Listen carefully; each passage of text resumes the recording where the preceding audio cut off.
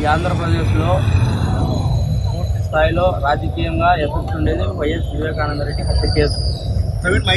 జగన్మోహన్ రెడ్డి చిన్నాయన అయినందుకు ఆయనకు ఎఫెక్ట్ ఎక్కువ ఉందంట.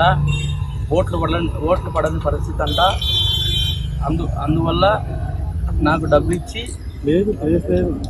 20 కోట్ల నుంచి ప్రస్తుతానికి 20 కోట్లు అడ్వాన్స్ కింద పెట్టుకో అని చెప్పి దేవిరెడ్డి శివశంకర్ రెడ్డి కొడుకు చైతన్యారెడ్డి అతను జైల్లోకే ఒక డాక్టర్ లాగా పేషెంట్లకు పరీక్ష చేసేలాగా వచ్చి పూర్తి స్థాయిలో అతను నన్ను ప్రలోభాలకు గురి చేయడం జరిగింది. అయితే ఈ రోజున నేను ఇక్కడికి నాంపల్లి కోర్టు సిబిఐ కోర్టుకు రావడం జరిగింది. ఎందుకంటే నా మీద వారెంట్ ఇష్యూ కావడం జరిగింది.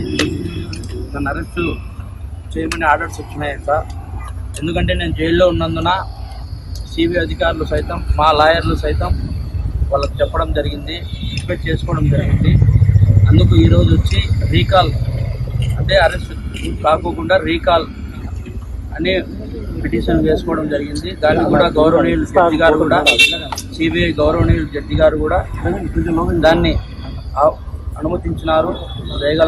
దయగల వారు అనుమతించి అర్థం చేసుకునేందుకు కృతజ్ఞతలు చెప్తుంటా. ఎందుకంటే ఈరోజు వివేకానంద రెడ్డి కేసు అనేది ఒక సంచలనాత్మకమైనది.